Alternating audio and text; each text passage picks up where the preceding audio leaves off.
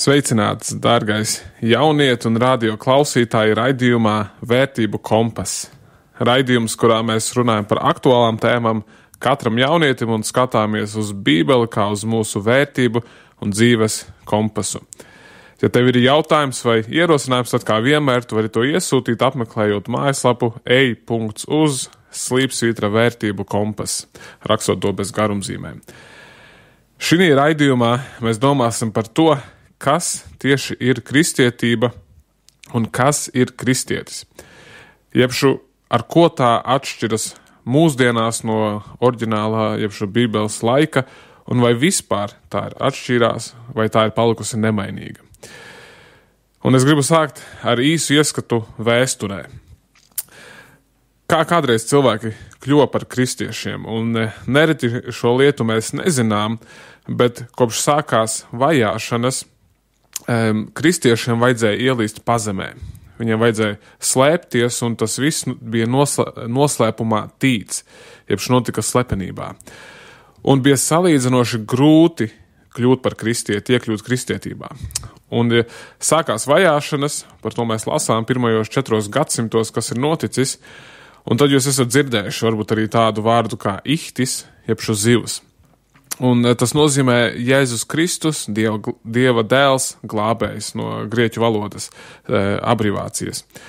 Un kas notika bija, kāpēc to saku, ka kristieši, kad viņi satikās, lai viņi savā starpā zinātu, kurš bija kristietis, kurš nē, tad viņi smiltīs uzvilka ar vienu svītriņu pusi zivtiņas, un otru, tas apzīmē veselu zivtiņu, un tas bija tāds kā tāds simbols, ka tu esi kristietis, un es tev varu uzticēties. Tu esi tā kā savējais. Tā bija tāda kā slepenā zīme. Un kāpēc tas bija nepieciešams? Tas bija nepieciešams tāpēc, kā es teicu, ka bija vajāšanas un bija bēguļošana.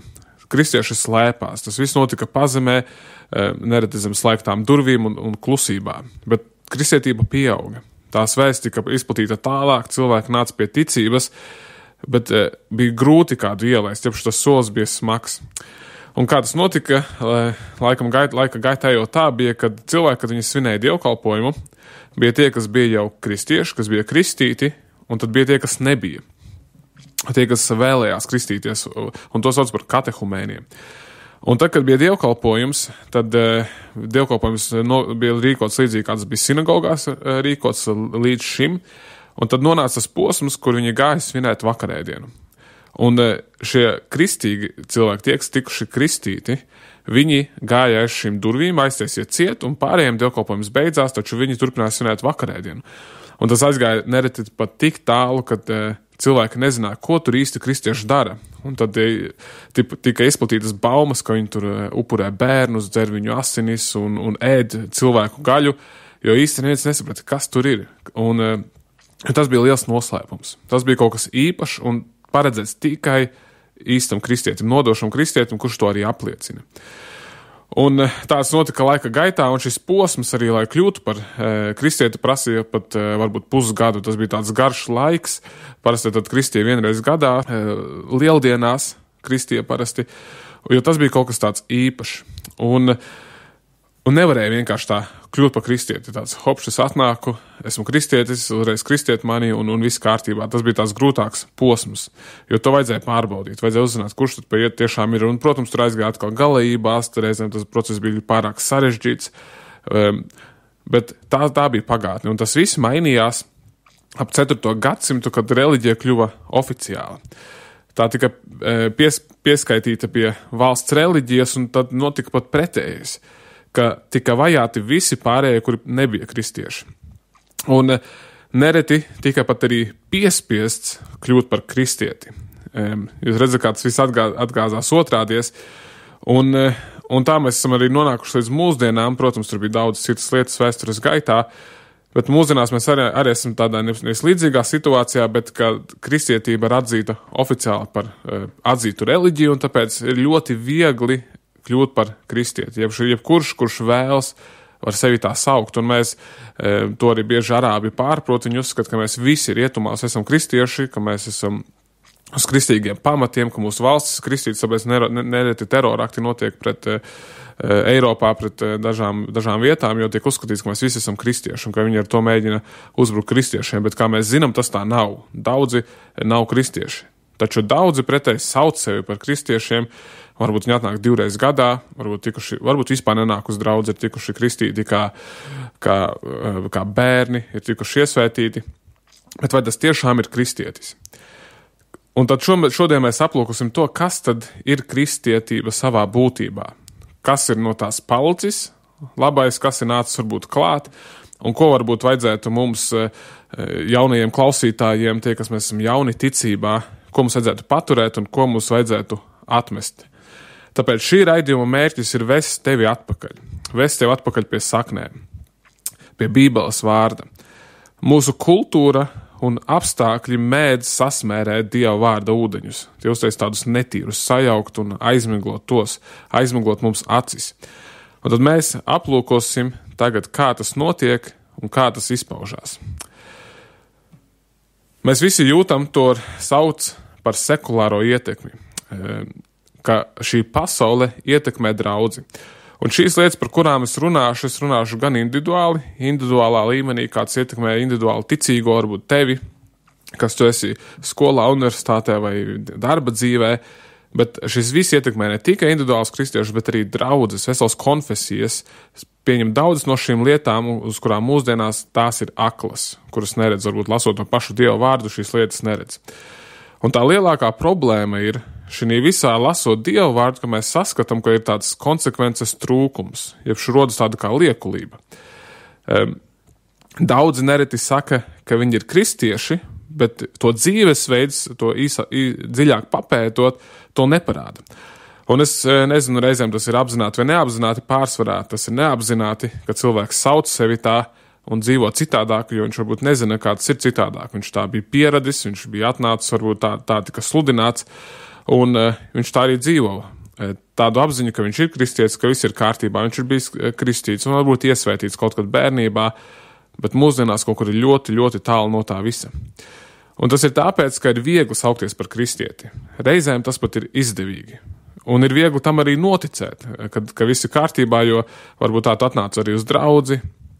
Ir tāda jauka sajūta, ir forša sajūta atnākt reizi gadā Ziemassvētkos tādu jauku mīļu ludziņu paklausīties, redzēt vai sajust skaistas dziesmas, un dzīvē viss ir labi, valstī nav kara, un varbūt arī pelni labi, un saka, Dievs mani svētī, un viss ir kārtībā. Un tā arī šī jaukā sajūta viņa uznāk, un tad arī aiziet projām, un ar to ir viss, kas ir bijis, tas ir viss, kas ir baznīca. Un tad jautājums rodas, ir vai nu divas izvēles tādā ziņā. Ir divas izvēles, vai tu ar šo pasauli izcelies, vai viņa tevi raksturo. Ja ko es ar to domāju? Es domāju tā, ja kāds saka, piemēram, tev varbūt esi to dzirdējis, piemēram, es nezināju, ko tas ir kristietis. Vai ne? Un tas var likties reiz tā daudzsološi, bet tad, piemēram, saka, tas ir tieši tāds pats kā es. Ja? Un šis nav kompliments.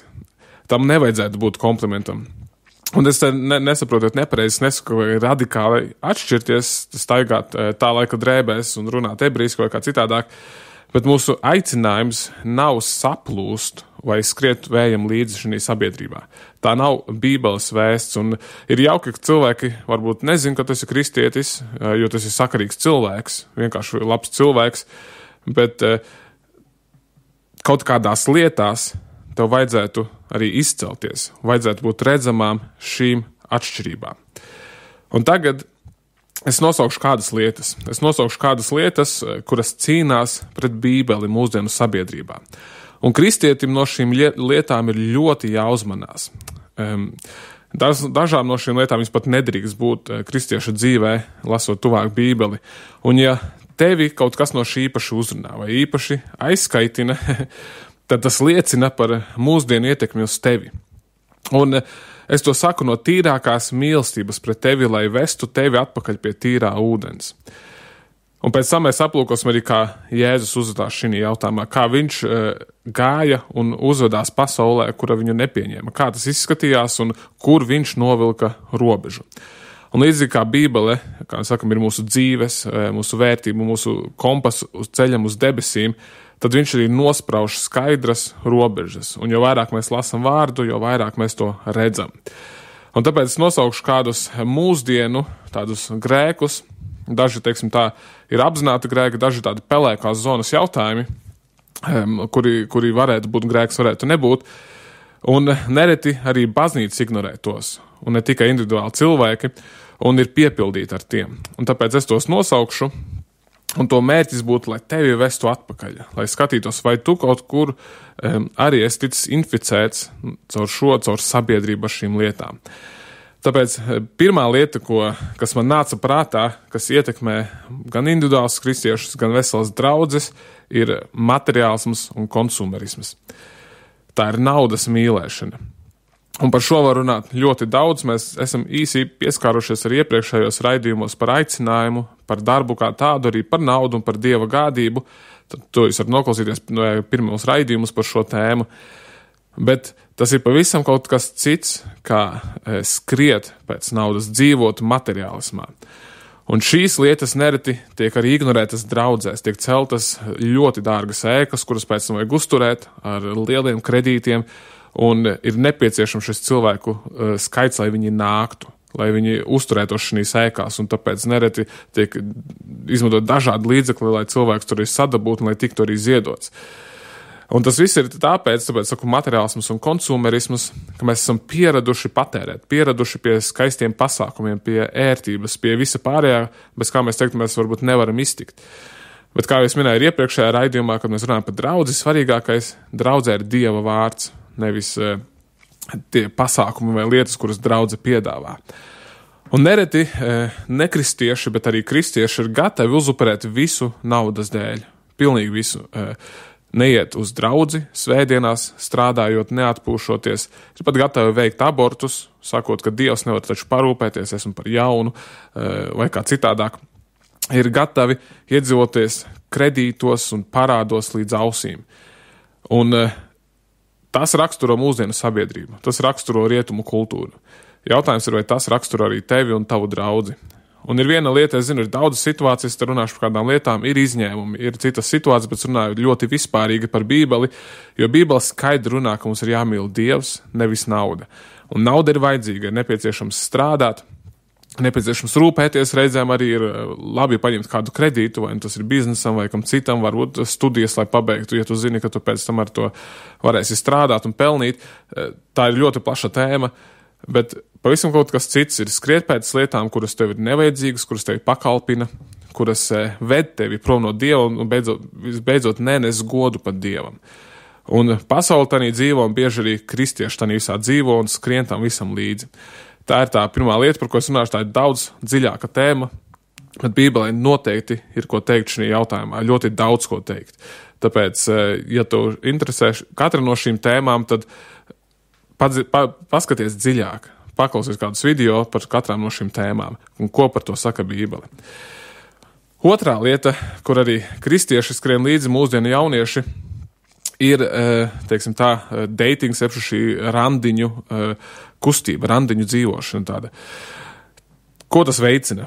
Tas veicina tas veicina otra cilvēka seksualizāciju. Jebšu, ka tu bieži nereti redzi tikai cilvēka bildi, tu skaties viņu un redzi tikai to pirmo iespaidu. Un pievilcība ir svarīga otrā cilvēkā. Tas nav nesvarīgi, bet tas nav pats galvenais. Un arī nekristieši, tāpēc arī kristieši ir gatavi iet šajos randiņos, iet ar nekristiešiem attiecībās, jo viņš taču skaisti izskatās, vai ir kādas tādas īpašības, kuras uzrunā, vai nezinu, ir nauda vai kas cits. Un tad nereti arī izmanto otru cilvēku savām vajadzībām, vai lai apriecātos, izmantotu jaunību, un tā sakot, vai citas lietas. Un tam visam skrien līdzi pasaule.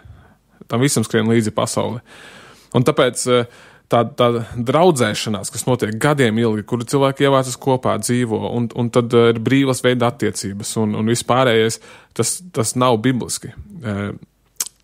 To Bībelē sauc par laulības pārkāpšanu. Un ja tu esi arī draudzībā, teiksim, ilgāk par gadu, un pat nezinu, vai tu gribi precēties, vai zini ar to meiteni vai nē, tad jautājums ir tev, ko tu vispār tad dari?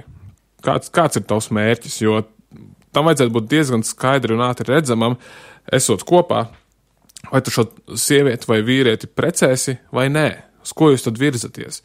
Un mūsdienās tad notiek tāda kā spēlēšanās, viens ar otru satiekas, uzreiz sajiet kopā, izšķirās, atkal citu satiekas, vai reizē ar diviem satiekas un tā tālāk. un dzīvo kopā, un tas nav bibliski. Tas konkrēti nav bibliski, un tas noved pie, tā nākamā lieta, ko mēs redzam draudzēs, kas tas viss ir izplatīts, ir seksuāli grēki. Kad draudze ar to visu ir piepildīta. Tā ir piepildīta ar sevis publicēšanu internetā, mājaslapās, ar visādu bilžu sūtīšanu nepazīstamiem cilvēkiem vai arī pazīstamiem cilvēkiem, arī draudzētas notiek ar pornogrāfijas skatīšanos, ka tas viss ir tik ļoti izplatīts, gan draudzē, gan jauniešu starpā, tad arī ar gulēšanu pirms kāzām un ar šķiršanos un atkal precēšanos. Tas viss iedzem šī rāmi, kas skaitās laulības pārkāpšana. Un gan Jēzus par to saka, gan Pāvils, gan vecā derība. Daudz, kur par šo tiek runāts, bet īsti draudzēs par to netiek runāts, nereti. Un tāpēc arī ir gadās tā, ka arī kristieši tam visam pavalkas līdzi, pierod pie tā, varbūt vecāki tā ir dzīvojuši, vai draugi apkārtā dzīvo un ir pieraduši pie tā. Un neredz to kā grēku, neredz ko kā tādu, tāpēc arī šī tēma ir skaidri pateikta, to arī var papētīt dziļāk šo tēmu, ko saka tieši Bībele par attiecībām, par citām lietām. Mēs arī runāsim par nākamajos raidījumos par aicinājumu arī ģimenē un individuāli vīriešu un sieviešu būtībā. Būs arī kāds viesis šī tēmā saistībā ar šo tēmu, tāpēc var gaidīt turpmākos raidījumus arī par šo tēmu. Tad nākamā lieta, par ko ir daudzas draudzes un kristieši ir pārņemti un iet laikam līdzi, tas ir feminisms. Sievišķība kā tāda un feminisms neiet kopā. Tās nav bibliskas lietas, jo feminismā, teiksim tā, ir kādas labas īpašības, bet pārsvarā tās galvenais mērķis ir, teiksim tā, no bibliskā skatu punkta skatoties, ir kļūt kā vīrietim. Tāds tas mērķis – darīt to, ko dara vīrieši. Un Bībele, kāpēc viņa, teiksim tā, ir daudz lietas, kāpēc viņa nav feministiska, viņa nekad nebūs un nav feministiska un ļoti patriartiska kā tāda, bet labā ziņā. Jo Bībele cildina sievieti kā tādu. Viņai vērtība ir pašai jau no sevis. Sieviete, tas, ka viņa spēj dot dzīvību, tas ir kaut kas pavisam skaists. Sievietē vajadzētu vien jau būt tādā ziņā pateicīgai, priecīgai, saprast to savu nozīmi, jo viņa ir vienīgā, kura spēj dot dzīvību. To spēj tikai sievietes, un nespēj neviens vīrietis.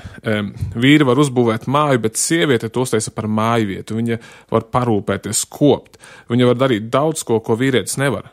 Un tad sievietes sev veids tādu šiešos savu bultu kājā, ka viņas grib darīt to, ko dara vīrietis, bet nenovērtē to, ar ko Dievs viņas ir apdāvinājis.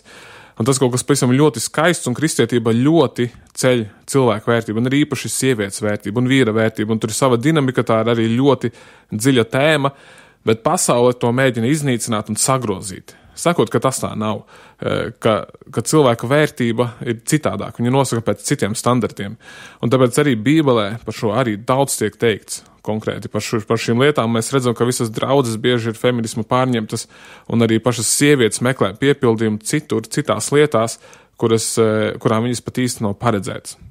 Tāpēc šī ir tāda ļoti, ļoti dziļa tēma, un šo es saku ar tādu skaidrāko mīlestību pret jums, meitenēm, jaunām sievietēm, ka jūs esat brīnišķīgi radītas, jūs esat skaistas savā būtībā, esat paredzētas vienam vīram, ģimenei, būt lolotām, mīlētām, bet tas prasa arī pakļaušanos un vadību savam topošajam, savam vīram, kurš jums būs, un tas ir jāmācās, jāiepazīst, lai jūs zinātu, kāds tad ir Dieva prāts šī visā jūs kā sievietes aicinājumā. Un par to mums arī, tad, kā es teicu, būs arī raidījumi. Tad nākamā lieta, ko mēs redzam, ko mūsdienu gan jaunieši, gan kristieši grēko, tā ir vecāku negodāšana. Bībelē tas ir skaidrs balsos pateikts, ka mums būs cienīt savus vecākus, un laikiem līdz tagad bērni izaug, viņi neciena savus vecākus, negodā viņus, un mēs redzam, ka arī kristieši to bieži nedara. Jā, te var strīdēties, mans vecāks ir kristietis vai viņš nav kristietis, bet Bībele mums tādu atšķirību nedod.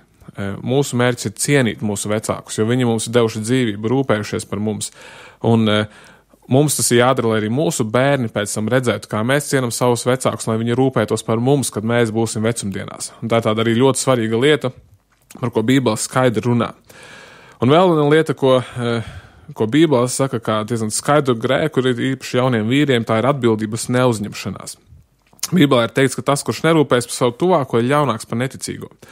Par šo mēs arī esam īsumā pieskārušies, bet noteikti arī pieskarsimies, ir, ka mēs atliekam mūsu atbildības. Atliekam lietas dzīvojam mūžīgā jaunības periodā, un Bībele skaidri arī par to runā, par to, kā vīriem ir uzvesties un būt. Tādas pāris lietas, kas ir visu laiku draudzē cauri iedūrušās visās draudzes jomās. Un tad ir arī pāris tādas pelēkās zonas lietas, kuras arī var teikt, ka ir grēks, bet to ir tā bišķi grūtāk reizēm novilkt šo robežu vai pateikt, kur tā sākas un kur tā beidzas. Un tās kā tādas lietas, piemēram, kā lamāšanās. Ka kristieši bieži, es redzu, ka viņi arī daudz lamājas, dzīvo, kad tu nevari pat saprast ārējo, vai viņš ir kristietis vai nav kristietis, pat pēc viņu runas veida, pēc dzīvesveida, un tam tā nevajadzētu būt. Bībelē ir teikts ar Efeziešu vēstulē, lai no mums nāktu tīras runas, pacilājušas runas, nevis tiktu lamāts ar mūsu muti. Nākamā lieta ir sociālie tīkli, bet tāpēc tas ir pelēkajā zonā, jo tas nav uzreiz kā grēks, bet ko tas veicina? Tas veicina sevis paaugstināšanu, lielību, lielīšanos. Un tas var atkal novest pie elka, pie mums, pie mūsu pašu pielūgšanas. Un tāpēc ar to ir ļoti jāuzmanās. Tieši ar sociālajiem tīkliem, lai tie mūs nepaverdzinātu. Tad nākamā lieta ir smēķēšana. Tā arī bieži kristiešu starpā tiek izplatīta, ka tas ir ok smēķēt un būt atkarīgam no tā, bet Bībelē teikts, ka mums jābūt brīviem no grēka, mēs nedrīkstam būt paverdzināti grēkam, un tāpēc jābūt gatavam pateikt nē. Bet es zinu kādus, kas ir arī smēķējuši ik pa laikam, jo viņam tas arī ir paticis, viņi pasakās Dievam par to, bet viņi nav no tā atkarīgi. Bet tas ir tāpēc pelēkā zona, lai tu pats izprastu, vai tas tevi paverdzina vai nē. Un tas ved pie tehnoloģiju paverdzināšanas. Būt tehnoloģiju ierīču varā. Un te ietilpst tādas lietas kā video spēles un laika izmešana, un tad sāk arī pierakstīt slinkums un depresija. Par to bija pagājušā raidījumā par slinkumu un depresiju, bet šīs lietas, tās arī nepiederētos, tā ir pelēkā zona, jo it kā to var izdarīt, tas varbūt var būt, bet primāri tam nepiederētos būt kristiešu dzīvē. Tad jautājums ir, kāpēc? Kāpēc spēlēt video spēles un būt slinkam un depresijam nevar būt no kristieša dzīvē, jo mums ir jāpagodina Dievs. Un tad labs jautājums, ko prasīt, ir, vai tas pagodina Dievu. Spēlēt video spēles un slinkot un būt skumjam, noskumušam, vai tas pagodina Dievu. Un pa lielam tas nepagodina Dievu. Un man liekas, tas būtu tā grūti iedomāties tagad, ja es atnāktu mājās un atnāktu man sieva ar bērniem un es spēlētu datoru un zinot, ko citas lietas jādara, jārūpējas, tad es to vispār nevaru tagad iedomāties. Kaut arī kādreiz man tas bija. Kādreiz es spēlēju arī datorspēles un es nesaprotu, kā tas būtu to nedarīt. Bet tici man tās lietas pāriet. Tad, kad viņas atsakās no viņām, tad viņas vairs arī negribās pēc tam. Un tā sajūta ir skaista, forša. Tāpēc video spēli var uzspēlēt, bet ja tu esi izdarījis visu pārējo, ja tu esi izmācījies, ja tu esi lūdzis, lasījis Dieva vārdu, ja tu strādā, tu esi pelnījis naudu, parūpējies, ja tu esi jau precējies par savu ģimeni, tad tu vari uzspēlēt video spēli, ik pa laikam varbūt vai draugiem sanākot kopā, bet tā nedrīkst tevi pārvaldīt, būt pār tevi. Un jā, jo tā ir atkal tas nozīmē būt tehnoloģiju paverdzinātam. Tad vēl viena lieta, par kuru mūsdienās īsti nerunā, ko netiek saskatīta, bet par to mēs jau drusku pieskārāmies, ir būšana pārlieku apaļīgam. Jo tā atkal ir miesas mīlēšana. Tā ir sevis nesavaldīšana. Man reizēm liekas, ir grūti cilvēkam runāt par disciplīnu, ja klausīties viņā nopietni, viņš ir pārlieku apaļīgs. Un es zinu, te var būt dažādas problēmas un arī zāles, varbūt, kuras to var veicināt. Es nerunāju par izņēmumiem, bet es vienkārši runāju par ēdienu atkarību vai par nespēju pateikt nē ēdienam. Un te ir arī teikts, ka mums ir jāpagodina Dievs ar savu miesu. 1. korintiešiem tā rakstīts. Un tas nozīmē visās jomās. Un par šo mēs toreiz pieskārāmies, bet vēlos to uzsvert, ka visās jomās ir jāpagodina Dievs. Un Bībelē tā rakstīts ir 1. korintiešiem 6 stāv rakstīts, ja jūs nezināt, ka netaisni neiemantos Dieva valstību. Un tad rodas, kas ir tie netaisnie cilvēki, ko Pāvils šeit saka. Un tāpēc viņš jau uzsver ārreiz, viņš saka, nepievilieties, neesat pievilti. Un tad viņš turpina, ne netikli, ne elku kalpi, ne laulības pārkāpēji, ne malaki ir domāts sievišķīgi vīrieši, ne vīriešu piegulētāji, ne zagļi, ne mantrauši, ne dzērāji, ne zaimotāji, ne laupītāji neiemantos Dieva valstību. Un tas ir domāts kāds, kurš dzīvo šajos grēkos. Kāds, kurš negrib no tiem izkāpt ārā, kur nevar redzēt arī progresu augļus. Un Pāvils šeit uzsver, viņš saka, nepievilieties, ka šī cilvēka neiemantos Dieva valstību. Un ir cilvēki, ir kristieši, ir liberāli kristieši, kuri šo saka, nē, tā nav. Kad šo nevajag ņemt vērā. Ka es varu būt tāds, kāds es esmu, un es tāpat iemantošu Dieva valstību, bet šeit ir skaidri pateikts, ka mums nevajag pievilties. Un tāpēc arī šis ir atgādinājums jums, lai jūs nepieviļaties. Lai jūs sekojat Dievam un apzināties, ko saka Dieva vārds, kas tad ir grēks un kas nozīmē dzīvošana grēkā, un kas ir patiesi atgriešanās augļi. Un ir cilvēki, kas saka, bet to saka tikai Pāvils. Tas nav Dieva vārds. Bet vai jūs zināt, ka arī Jēzus saka ko ļoti līdzīgu, un viņš to saka Atklāsmes grāmatā pirms pēdējā nodaļā. Un tur Jēzus pats saka, bet bailīgajiem, neticīgajiem, apgānītājiem, slepkavām, netikļiem, burviem un meļiem būs sava daļa degošā sēra jūrā, un tā ir otrā nāve. Un te viņš praktiski viens pret viens saka to pašu, ko Pāvils teica. Tāpēc tas nav tikai Jēzus, bet arī ne tikai Pāvils, bet arī Jēzus to skaidri teicis, un te var savukt paralēlis ar tiem iepriekšējiem grēkiem, kas tika izskanēti. Un tās lietas, kuras mēs parasti nepamanām mūsdienās, tās lietas, kuras arī iepriekš nosaucu, jo visi tā dzīvo. Jo visi pasaulē tā dzīvo, un tad liekas, tad es arī varu tā dzīvot, ja mēs nelasam gana Bībeli. Un redz, jaunība ir paredzēta tam, lai mēs nodibinātu labus ieradumus turpmākai dzīvei, lai mēs tiktu galā ar pasaules kārībām, lai mēs izveidotu stingru pamatus, kā veidot mūsu dzīvi. Un mēs, protams, tas veidojas visas dzīves garumā, bet ar to mēs sākam, un to mēs sākam veidot jaunībā. Un tad, kad mēs sākam tikt ar to galā, tad mēs arī varam veidot laulības un dzemdēt bērnus un augt šī visā svētapšanā un šī procesā, un izveidot veselīgas ģimenes un sabiedrību. Tāpēc jaunībā ir nepieciešams izmest slikto un pieķerties labajam. Un visu kopumā to raksturējot, tas, kas ietekmē mūsdienu sabiedrību, tas ir dekonstruktīvisms, jeb dekonstruēšana. Un tas nāk no vārda nojaukt, kura mērķis ir jebšu nojaukt vai izjaukt patiesību, izdalīt to pa mazākiem fragmentiem, lai atklātu pēdiņās tās patieso nozīmi. Un kas gandrīz nekad nav tieši tā, kā autors to bija iecerējis. Un to darīja cilvēki. Viņi skatās Pāvila vārdos, Jēzus vārdos, to, kas stāv Bībelē rakstīts, un tad pēta, vai tiešām Pāvils to domāja. Kā to vēl varētu izprast?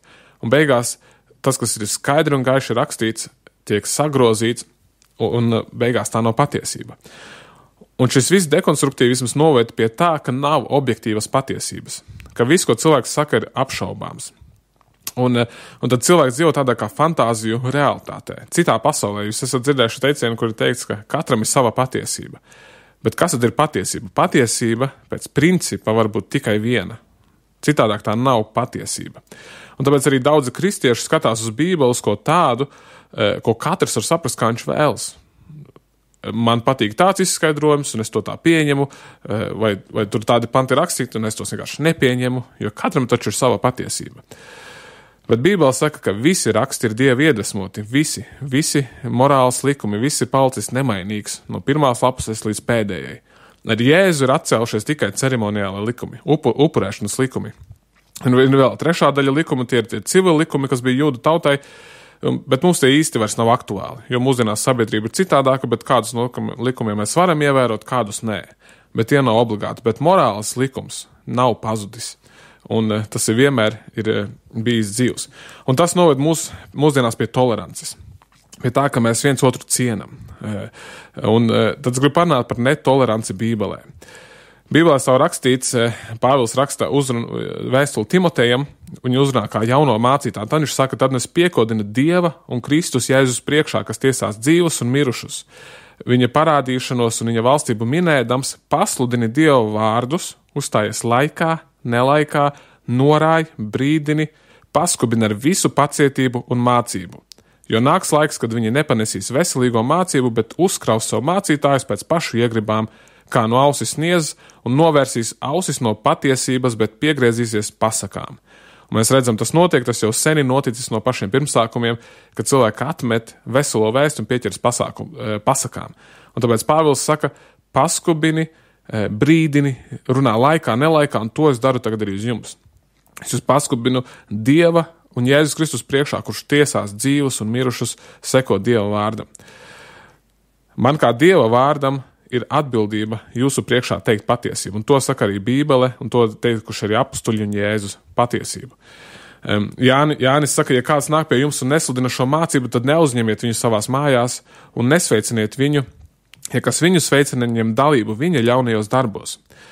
Jebšu, kas ir teikts, ja nāk kāds ticīgs cilvēks, kurš sauc sevi par ticīgu un stāsta maldus, bet negrib mainīt savu dzīvesveidu, tad Jānis šeit saka, lai mēs neņemam dalību viņa ļaunajos darbos, un to mēs ņemam atbalstot viņu, vai nu klusējot, vai nu nepamācot. Tad mēs viņu atbalstam. Bet Jēzus nav bijis tolerants. Jēzus ir teicis, ka es esmu ceļš, patiesība un dzīvība, un neviens nenāk pie tēva, kā viens caur mani. Jēzus saka, ir tikai viens ceļš. Un redz, viņš pieņēma grēciniekus. Pie viņa nāca visi cilvēki, bet vai tas ievēros, ko vienmēr Jēzus saka pēc tam? Viņš viņus pieņem, un tad viņš vienmēr saka pēc vai nu, kad viņš ir dziedinājis vai uzklausījis, viņš saka, ej un negrēko vairs.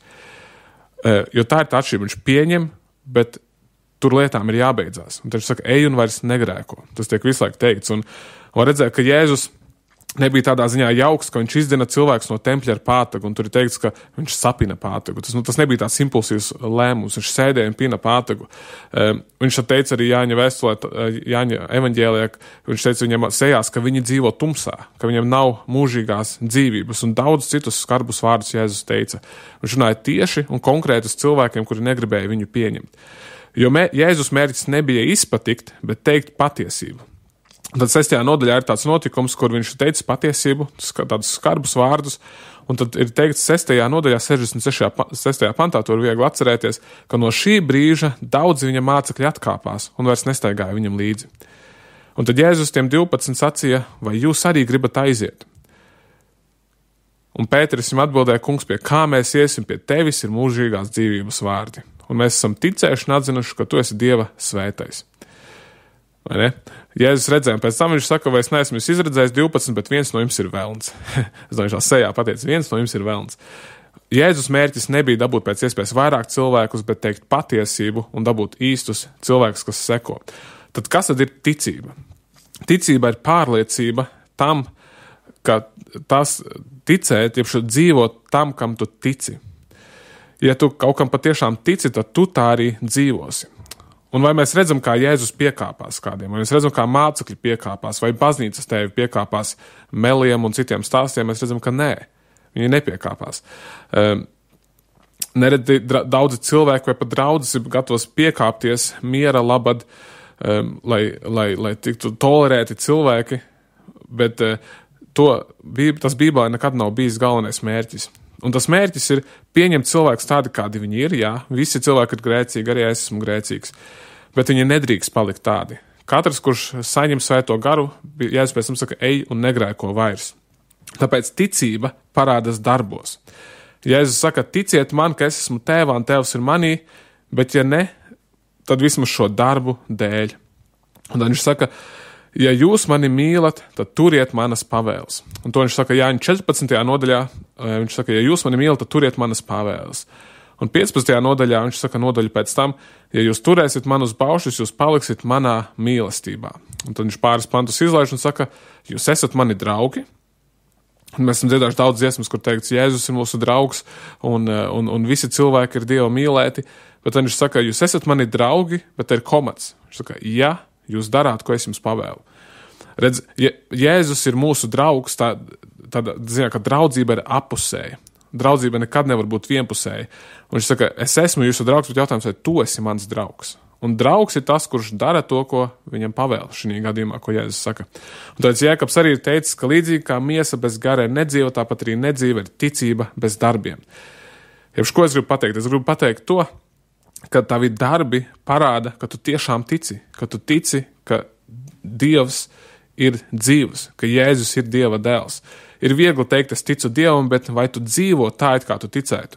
Un tā ir mūsdienu kristietības problēma kopumā savelkot, ka viņa netic tam. Viņa netic ne Dieva vārdam, ne ka Dievs tiešām ir dzīvs un ka Jēzus bija uz šīs zemes un ka viņš ir teicis to, ko viņš ir teicis. Bet es vēlos arī uzsvērt, ka darbi, jeb šīs lietas izdzīvošana nav ceļš uz pestīšanu. Tu esi pestīts no žēlstības. Tā ir dāvana. Tas viss jau ir izdarīts pie krusta, un tas atšķir kristietību no visām pārējām reliģijām. Ka Jēzus ir nācis un visu izdarījis un ir piedevis un arī sūtījis savu svēto garu, un viss ir izdarīts pie krusta, bet mēs topam svēti, jeb šo mēs daram un mīlam, tāpēc, ka mēs paši esam pirmie saņēmuši mīlestību. Mums ir piedots, tāpēc mēs piedodam. Un mums sāp grēks, jo viņš sāp Dievam, un Jēzus par to samaksā. Un tāpēc mēs ar to cīnāmies kopā ar svētā gara spēku, lai nedzīvotu tanī, lai varētu dzīvot Dieva prātam. Un tāpēc vēlos jautājumu tev, vai tu esi cūka, vai tu esi avs. Ko es ar to domāju? Ja avs, ja tā iekrīt dubļos, tā rāpjas ārā un tajos vairs nekāp. Viņa seko gana balsī un cenšas izvairīties no dubļiem par visu cenu. Un gadās, paslīdēt nav tik asi nagi varbūt avīm un nav tik redzīgas un tā tālāk. Gadās iekrist reizēm, gadās, kad cita pastumj un tā tālāk. Bet viņa rāpjas ārā. Bet cūka redzot dubļus, ielec tajos ar prieku un vārtas un negrib izkāpt ārā. Un tad skaties uz sevi, vai tu esi cūka vai tu esi avs, vai tu redzot grēku ielec tanī, mīli to un nekāp no tā ārā. Un tiek aicināts, ka mēs esam avis, ka lai mēs sekotu Dievam, mūsu ganam. Un ielecot vai iekrītot grēkā, ka mēs no tā izrāptos ārā. Un mums ir daudz Bībelē apsolījumu, ka Dievs mums dos spēku izkāpt un vadīs mūs pa taisnības ceļu, bet ir svarīgi, lai mēs tad klausītos gana balsī. Un klausīšanās nozīmē Dieva vārda lasīšana, palikšana lūkšanā un klausīšanās visās dzīves jomās. Tāpēc ienīsti grēku, bet mīli Dievu. Un tā ir īsta kristietība. Mīlēt Dievu no visas savas sirds, ar visu savu dvēseli, ar visu savu prātu un ar visu savu spēku. Un savu tuvāko kā sevi pašu. Un ar visu savu sirdi tas nozīmē ar visām savām jūtām, ar visu savu emocijām, ar visu.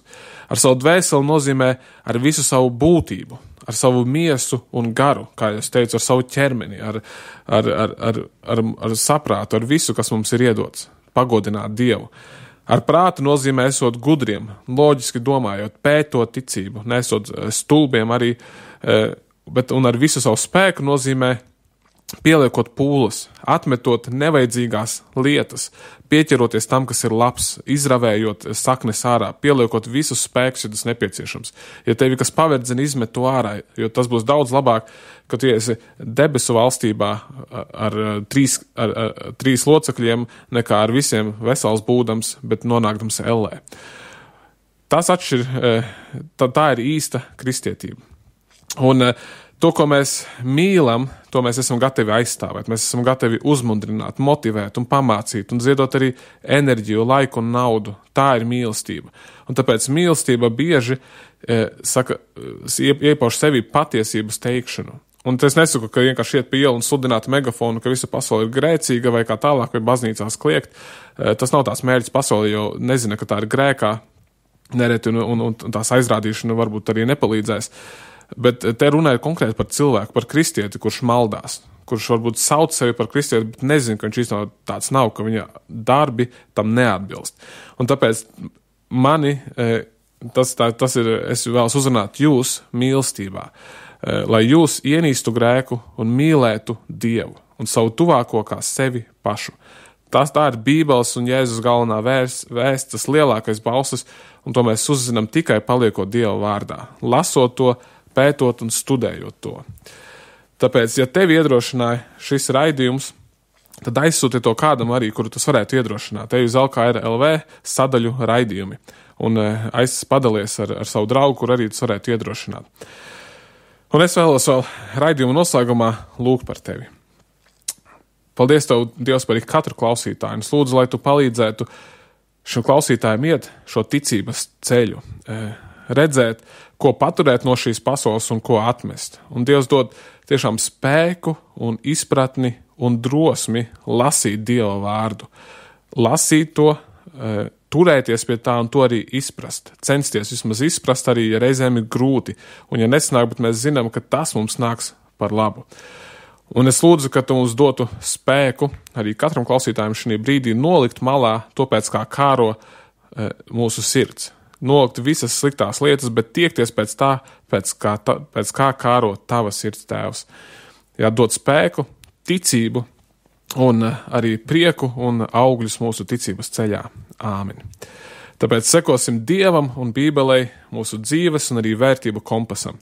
Jaunieši īpaši vīri esiet stipri un droši, un meitenes sargājiet savu sirdi. Tiksimies nākamajā raidījumā.